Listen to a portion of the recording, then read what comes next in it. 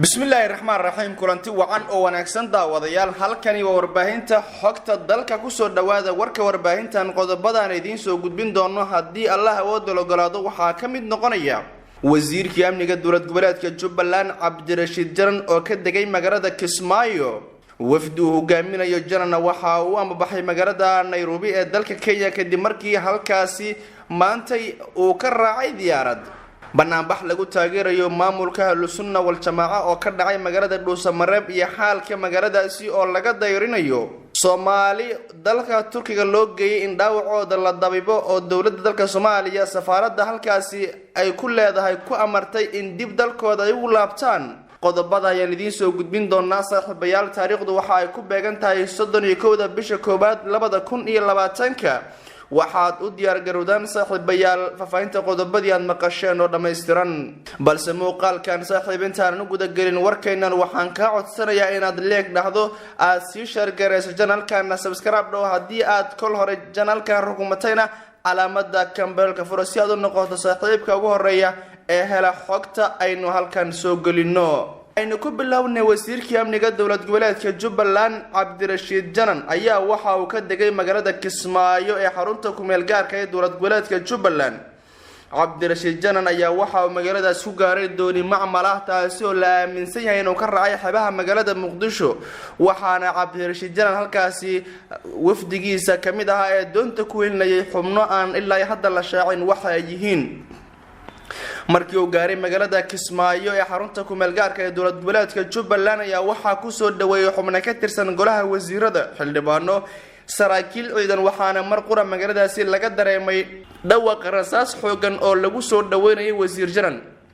wasiirka amniga dowlad goboleedka Jubbaland Cabdirashiid Jaran oo ku xirnaa magaalada Muqdisho ayaa dowladda federaalka Soomaaliya gaar ahaan taliska booliska waxa ay kol hore shaaciyeen in Cabdirashiid Jaran uu ka baxsay xabsi ku yaala magaalada Muqdisho oo ku xirnaa ilaa hadda waxa loogeyn halka boolisku ay ku hayeen wasiir Jaran dad badan ayaa waxay aaminsan yihiin in Jaran uu san baxsan balse sideentiisa laga qayb qaatay oo dad badan gacan ka geysteen waxaana arinta ay tahay mid aad dadku ay la yaabaan dowladda federaalka Soomaaliya ayaa ilaa hadda wali ka hadlin gaaritaanka maanta magaalada Kismaayo wasiir Jaran waxaana wasiirka amniga dowlad goboleedka Jubbaland maalmihii la soo dhaafay xaaladiisa ee mid aad looga walaacsanaa kadib markii warqad ka soo baxday maamulka dowlad goboleedka Jubbaland ay sheegeen in ay ka walaacsan yihiin xaaladda wasiirka amniga dowlad goboleedka Jubbaland Cabdirashiid Jaran kaasi oo dowladda federaalka Soomaaliya ay sheegtay inuu xabsi ku yaala magaalada Muqdisho ka baxsaday dowladda Jubbaland ilaa hadda wali wax wara kama aysan soo saarin gaaritaanka maanta uu gaaray magaalada Kismaayo wasiir Jaran balse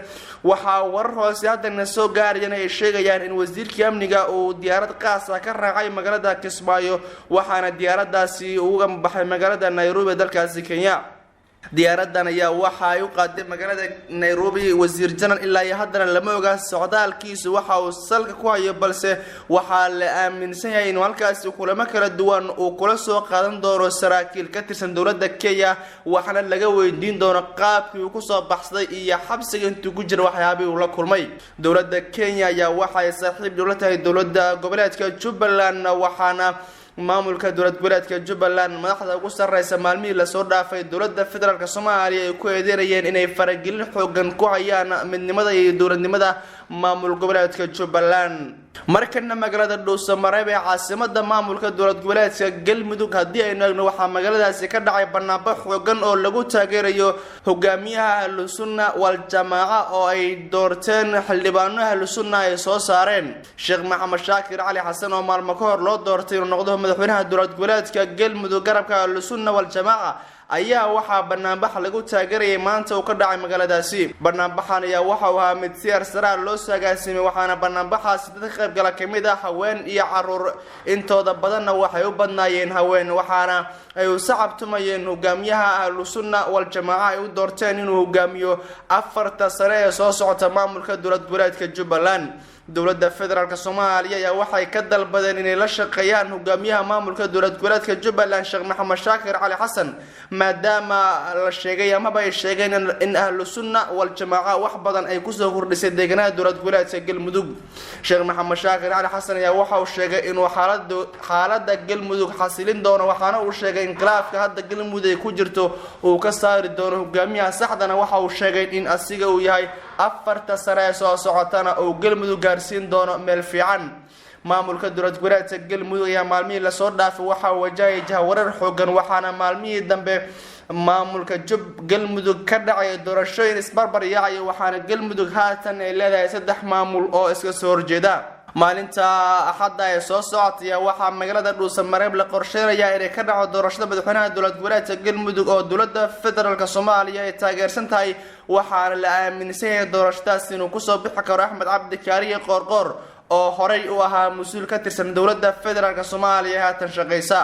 haddii Qoorqoor loo doorto madaxweynaha dowlad goboleedka Galmudug ayaa waxaa la ogeyn qaabka hal magaalo iskula shaqeyn karaan laba madaxweyne waxaana laga cabsi qabaa in halkaas isku dhac uu ku dhaxmaro ciidamada kala taabacsan dowladda federaalka Soomaaliya iyo maamulka ahlu sunna wal jamaa markii la doortay Sheekh Maxamed Shaakir Cali Xasan madaxii xukuumadda dowlad goboleedka Galmudug ayaa waxa uu la kulmay saraakiisha ciidamada ahlu sunna wal jamaa waxaana uu kala hadlay in ay xoojiyaan hanaanka sugidda amniga magaalada Dhuusamareeb ayaa waxaa laga dareemayaa khilaafka u dhaxeeya dowladda federaalka Soomaaliya iyo maamulka ahlu sunna wal jamaa waxaana marka magaaladaasi dhex marayso adarkaysa dadyo kala duwan oo siyaabo kala duwan oo hadal haya khilaafka xoogan oo u dhaxeeya maamulka ahlu sunna iyo dowladda federaalka Soomaaliya khilaafkan ayaa waxa uu soo ifbaxay kadib markii dowladdu la sheegay inay faragelin ku sameysay guddiga qabanqaabin lahaa doorashada madaxweynaha waxaana ahlu sunna ay doonaysay in xubnaha sare guddigaas sida la siiyo balse arrintaas ay dhici weysay waxaana guddiga lagu eedeeyay guddoonka ugu sarreeya baarlamaanka dowlad goboleedka Galmudug wayaar in ahlu sunna wal jamaa uu ka wacday xubna dowladda federaalka Soomaaliya rabta ayaa waxaa la sheegay in guddigaasi lagu biiriyay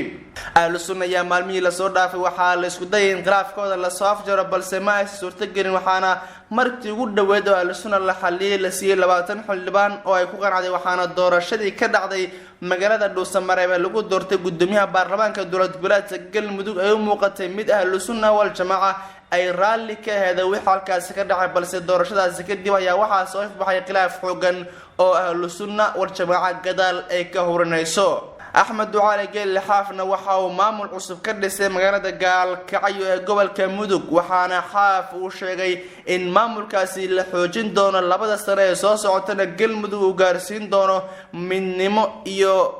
nabad waarta waxaana Xaaf uu doortay maalintii shalay ahayd gudoomiye baarlamaan iyo madaxweyne ku xigeen dhisida ka shaqeeya waxaana Xaaf hadda uu yahay madaxweynaha dowlad goboleedka Galmudug waa sida uu aaminsan yahay waana garabka magaalada Gaalkacyo waxaa dad badan ay ku hayaan marka dowladda federaalka Soomaaliya magaalada Dhuusamareeb ay doorasho qabato madaxweynahaas lagu doorto waxa dhici kara oo dad badan ay aaminsan yihiin in qalqal halkaasi laga cabsi qabo inuu ka dhaco oo dhanka amniga ah waxaa sidoo kale jira xubno mucaarad oo ka mid yihiin xildhibaan Cabdiraxmaan Odawa Kamaal Guutaale iyo musharaxiin kale oo ka aragti duwan saddexda garab ee isku haya siyaasadda dowlad goboleedka Galmudug waxaana iyaguna ay ku baaqayaan in doorasho xor iyo xalaal la qaban doono balse ilaa hadda ma cadda fikirkooda saxda ah marka laga soo tago hanaankooda mucaaradnimo oo dowladda federaalka Soomaaliya ay taa ku yihiin waxaana mana aysan shaacin in xubnahaasi ay qaban doonaan doorasho oo ay baarlamaan soo dhisi doonaan kuwaas oo soo qaban qaabiya doorashada madaxweynaha kan guddoonka baarlamaanka dowlad goboleedka Galmudug waxaa sidoo kale laga cabsi qabaa qaabka ay u shaqeyn doonaan ama ay u falgeli doonaan hay'adaha ammaanka ay halkaas ku sugan waxaana inta badan ciidamada jooga magaalada Dhuusamareeb ay yihiin kuwa dowladda federaalka Soomaaliya halkaas geysay si ay qayb u noqdaan sugidda ammaanka magaalada Dhuusamareeb marka doorashadaas ay ka dhacayso hase yeeshee waxaynu sugnaa waxay tahay waxa dhaca maalinta hadda ay soo socota iyo xaalku sida uu sii ahaado Galmudug xaaladeedu waxay tahay allow amuuraha sahal